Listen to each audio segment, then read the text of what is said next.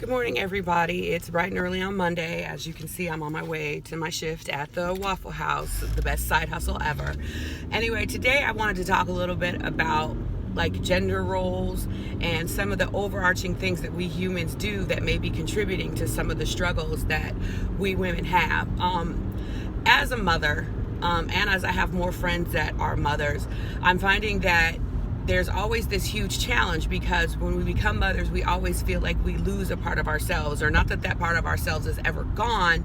It's just that it tends to get smothered with the responsibilities that come from being a mother. It's like you can be a woman that's wild and footloose and fancy free, but obviously once you become a mother, everything is different. In this society, you are the primary nurturer, and with mothers being, with the women who raise the children being seen as the primary nurturer, leads to a lot of issues with regards to our identity as women.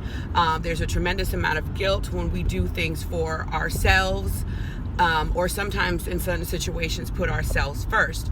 And one of the things that I had read a long time ago when I was reading Conversations with God was looking at this idea that we live in a society where the child bearers are also the child rearers. In other words, those who make the babies are those who raise the babies. And in the book, God talks about, this overarching thought and how it does trickle its way down into sometimes a lot of very things that aren't necessarily beneficial for humans. The first of which being that children are taught to be ashamed of their sexuality. Yes, there are a lot of moral reasons why children are taught not to express their sexuality. But the fact of the matter is, our bodies start to exhibit sexual kind of cravings or curiosities as early as 6 years old. But because we live in a society where if you have the kids, you take care of the kids, a lot of our ideas about youth and their sexuality are stemmed by the fact that we just don't need you having babies because you can't afford to take care of them. And so the idea is brought up, well, there are other societies where the child bearers are not necessarily the child rearers.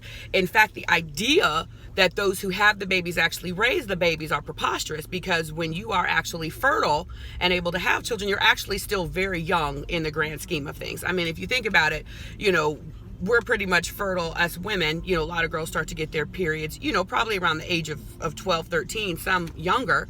And the same with boys. And we're able to have babies probably up until depending on how late you go into menopause in your family, until the age of 50. But the idea is, in these particular societies, people, you're still learning who you are at those ages. And so for you to have the kids just seems ridiculous because you don't know enough. If anything, in those societies, the children are raised by the elders, which is a very interesting concept. And society as a collective tends to take care of the kids, and those who actually bear the children, you can see the children if you want to, maybe you don't, because you're still young and trying to figure it out, but there's no guilt associated with that. It's assumed, it's understood that biologically you're really too young to be able to have the patience and pass the wisdom on. Now, this is not to say that those of us who have, that this society, we have kids that are flawed.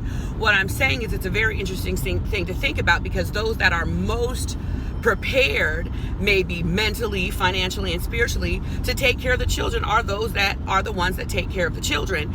And this idea that, we as mothers, as soon as we have the kids, all of a sudden have to turn into a different person, or kind of maybe take on characteristics that we're not quite ready for. It's just something interesting to think about. Obviously, it's very controversial, but it just shows you that the way we live right now, the way we humans, especially in American society, choose to live, it's just one way. It's not necessarily the only way, but if we are finding that there's, some dysfunction, I just wonder, wouldn't it be interesting to look at these societies? I need to do research to see where this actually happens, but it's very interesting to think about.